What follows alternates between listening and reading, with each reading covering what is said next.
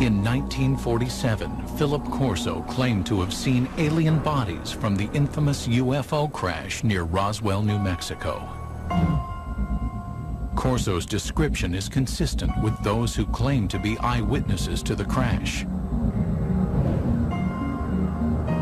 The aliens, according to these witnesses, were 4 small human-like beings with 4-fingered hands, thin legs and feet, an oversized head, and large almond-shaped eyes.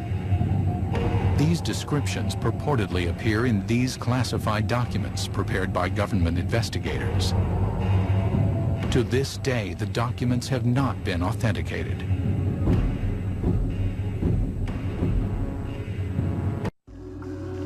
Corso says this was his first encounter with extraterrestrials, but it would not be his last, nor his most significant. Later, he would be given top-secret files and alien artifacts that, he claims, would generate a new technological world order. Corso insists that he told no one about what he saw at Fort Riley. But in the summer of 1961, the 46-year-old lieutenant colonel is assigned to a Pentagon project that will force him to recall his eerie experiences. He was assigned to the Army's research development at the Pentagon. Once again, a position with a lot of authority. His goal? To advance U.S. military superiority by a factor of decades. We had enough sense to push it. We had the organization, and we had the money, and we had the brains to do it, and we did it. According to Corso, an ordinary filing cabinet contains the extraordinary artifacts of the Roswell crash.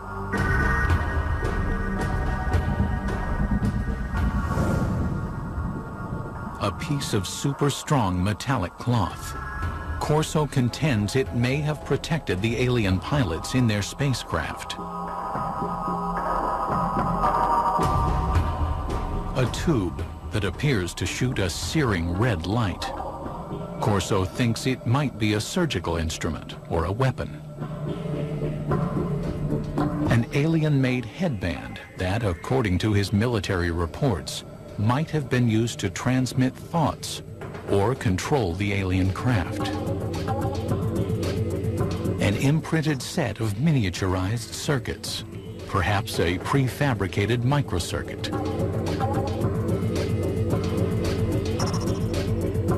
A flexible wire that might have transmitted light through its interior. And a lens that could allow anyone to see in the dark, supposedly taken from the eye of an alien being. Corso says that Lieutenant General Trudeau greenlights him to assemble his own A-list team. You will put on that team anybody that you want. Engineers, scientists, and even I told the Germans. Told them I'll take a couple of Germans too, in addition to the U.S. scientists. In Corso's personal notes are sketches detailing his concepts. Corso speculates that the alien craft is navigated by a mind control interface fitting the alien cranium.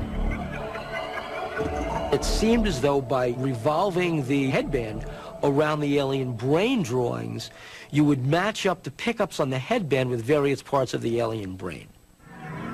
His background research complete, Corso maintains he is ready to move on to the next phase, distribution.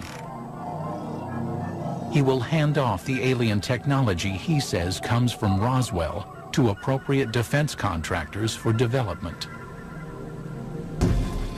The result, Corso maintains, will lead to a complete reconfiguring of the world's most advanced technologies.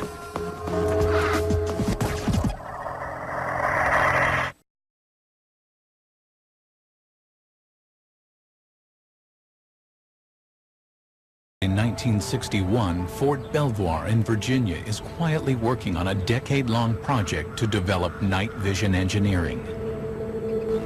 Corso claims he makes this lab the first he approaches with alien technology. In order to get these things reverse engineered properly, you couldn't just take this to a Radio Shack. I mean, it had to go to a place where somebody would understand the technology. According to Corso, Roswell eyewitnesses report that the alien craft has image-intensifying technology. If one went inside the ship and looked out, the world outside would look as bright as day, even at night. There is also, according to Corso, a lens taken out of an alien's eye that has light-enhancing properties. No one knows how the two are related, says Corso, but he knows their potential value. Corso maintains that by the late summer of 1961, he helps researchers at Fort Belvoir by showing them the alien light-enhancing lens and possibly other light-enhancing technology from the Roswell craft. This was a kind of technology that, although we think we have a very clear line of development going back to the Second World War, we take a look at how this technology has literally geometrically exploded over the years. Now, can this be attributed to this technology that was picked up at Roswell, according to Corso? Well, according to him, it can be.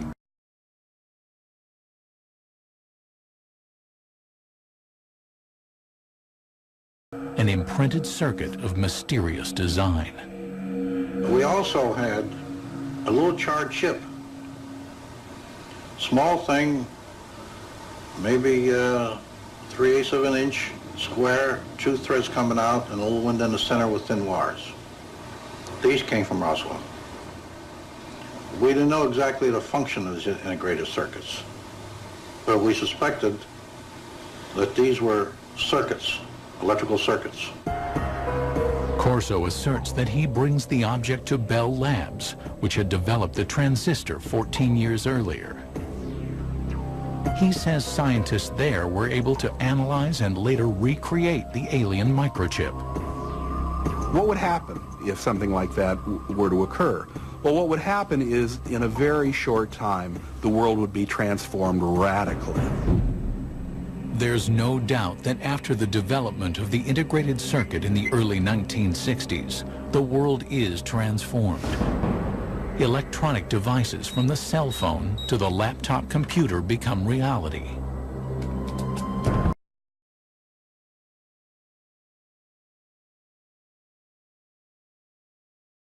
In his possession is another alien object, this one apparently fully functioning.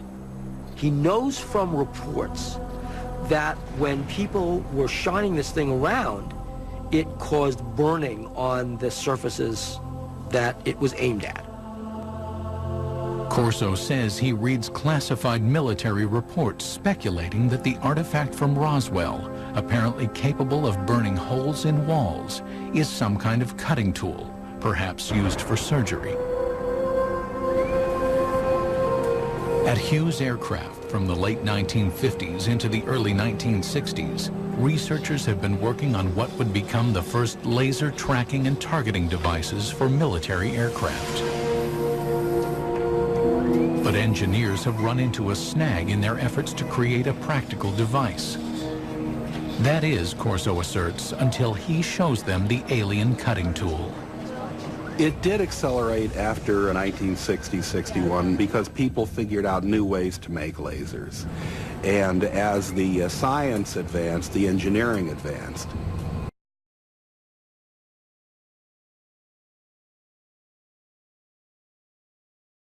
Corso's filing cabinet reportedly contains another treasure from the Roswell trove. It was glass tubes. And they emitted different color lights. And those were sent to Bell Laboratories. From that was one of the greatest advancements I think we have today, came out in fiber optics. Many UFO researchers theorize that the spacecraft had no wiring because it was fitted instead with fiber optic cable. Transmitting information with light happens to be an old technology. It dates back to one of the pioneers of the telephone, Alexander Graham Bell, who experimented with a device he called the photophone in 1880. The photophone was a way that you could transmit a voice signal over a beam of light. Corso's research tells him that data transmission via light had failed because scientists could not direct a beam of light around corners. But Corso contends that the Roswell artifacts might hold the answer. They were looking at this glass fibers and say, wow, the light actually turns a corner. How can light go in curves? And then they concluded the reason for that was because it had a cladding wrap on it. The cladding was the key discovery you had to make in order to make fiber optics work. Although it would not be until the 1970s that fiber optics were in general use, UFO researchers believed that the cladding wrap on the alien artifact, an outer covering on the fiber that guided the light, made it possible for earthly fiber optics to advance.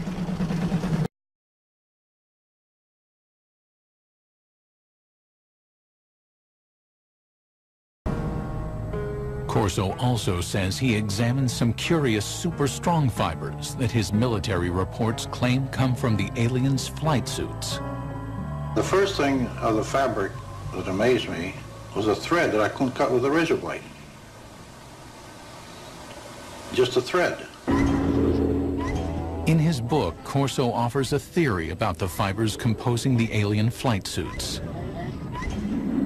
The alien bodies, probably the more vulnerable aspects, were protected from what had to be incredible energies by the super tenacity of the fabric, which somehow formed a shield. And Corso said they didn't put these on, they were woven around them. In other words, they spun them like a cocoon.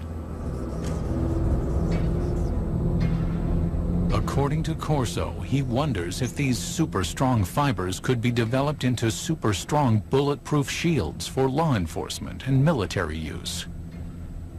Corso said that the Army tried to bring it to the University of Colorado to try and fabricate this technology. The mid-1960s saw great advances in super strong fabrics that used polymer technology, the type of molecules that Corso claimed were present in his alien fabric. In 1965, Kevlar was invented, a fabric that would be used in bulletproof vests. More proof, according to Corso, of the impact of alien technology. There's no denying that the period Corso works in the Pentagon coincides with a period of rapid technological growth in the United States. You what, mate?